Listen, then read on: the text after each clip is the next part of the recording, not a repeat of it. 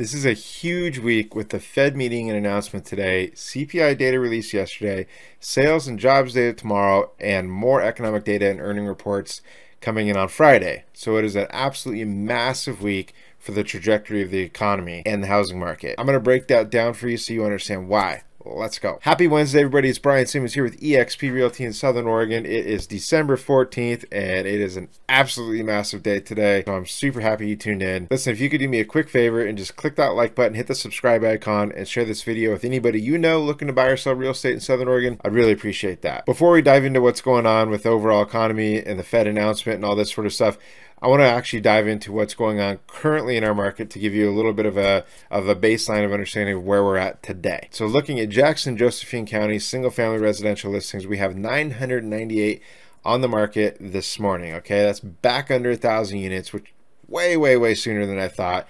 First time since May, when rates were actually in the mid 5% range back then. Okay, 46 new listings hit the market in the last week between the two counties. 62 price changes, 15 came back on the market, 70 went pending, and this is the fifth week in a row that we've had between 70 and 72 pending deals. If you remove the week of Thanksgiving, obviously very stable. 53 closes, 38 expired, withdrawn, or canceled, and that all total brings us to just under 19 weeks worth of inventory if you were to look at it as just a snapshot of the 1 week. What jumps out to me immediately is that just last week I predicted inventory would be below 1,000 units by February. It took 1 week and we're below 1,000 units. So needless to say, inventory is dropping really quickly. As I mentioned previously, we haven't seen this level of inventory, this low since May. And back then, mortgage rates were in the mid 5% range. And back then, we were averaging about 125 pending deals a week. Quite a bit more than the 70 that we're seeing now. Rates are in the mid 6% range though, compared to the mid 5% range back then. So really a full point difference.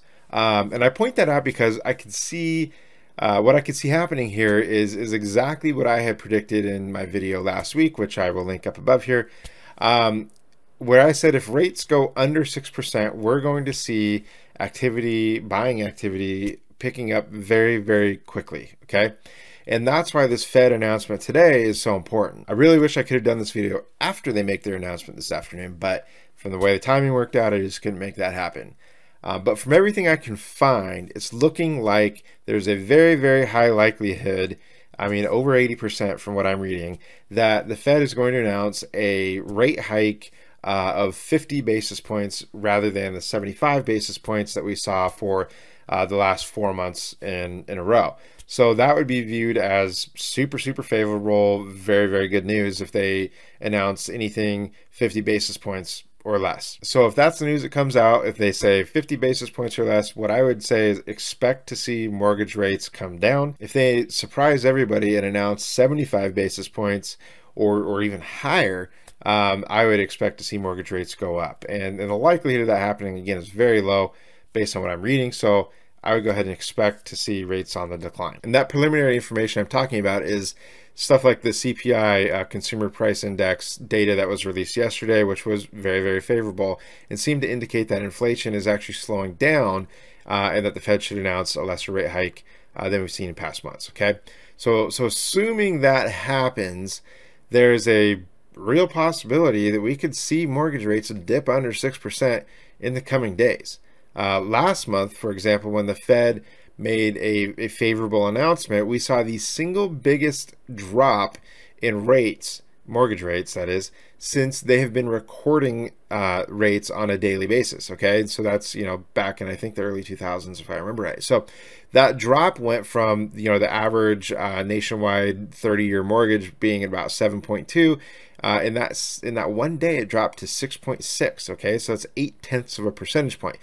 I'm not saying we're going to see that, but if we saw half of that, we would be under 6%. Okay, today I believe the rates are on average around 6.2 or 6.3. So if we saw 0.4, we would be under 5% on a mortgage rate. So here's my question to you as a potential buyer or seller. If rates go under 6% and mortgages become more affordable, what do you think is going to happen? Are more or less people going to be buying homes? obviously more. If that happens and inventory is under 1,000 units for a population of 300,000 people, that's one single family residential listing per 300 residents between Jackson and Josephine counties, under 1,000 units in inventory and trending down, what do you think happens? Let me ask that more clearly. What happens when demand increases and supply decreases? Prices go up. Those are just the laws of economics. That's Econ 101. When demand goes up and supply comes down, the prices go up. So if you're a buyer, do you want to buy after the prices go up, or do you want to buy before that happens? That's not a trick question, but I think the answer is pretty obvious. If you're a seller, do you want to get stuck in the situation where a lot of people were last year and the year before, where there was so little on the market that you didn't want to sell because you couldn't find a place to buy? That very well could be coming again, and there's a strong possibility that we could see ourselves in that situation where contingent offers, for example, are an absolute non-starter. And a contingent offer, again, to be clear, is when you make an offer to purchase a home, but you have to sell your home before you can go through with that purchase. Okay, so given all of these complexities of this current situation, what I encourage you to do is call me and let's talk about the specifics of your situation. Okay, whether you're buying or selling, this is absolutely a complex time. There are a lot of moving parts, and I really encourage you not to try to make this decision alone without consulting with somebody who knows a lot about what's going on in this market. Okay, whether that's me or another agent that you know and trust, I just really encourage you to reach out, to have a conversation about what you want to accomplish, what your goals are, and what makes the most sense for you given all of these different market conditions and the outlooks and what we believe is going to happen. So really encourage you to do that. Of course, I'd be more than happy to help you with that. And if I can, just give me a call or shoot me a text at 541-954-7758. I hope this video was helpful for you guys. Again, if you're looking to do some house hunting or you want to know what your home's worth, check out my website, buyingsouthernoregon.com, or look in the description of this video. There's some super helpful links. And please don't forget to click on the like button, hit the subscribe icon, and share this video with anybody you know looking to buy or sell real estate in Southern Oregon. Have a great week, and I'll see you next week.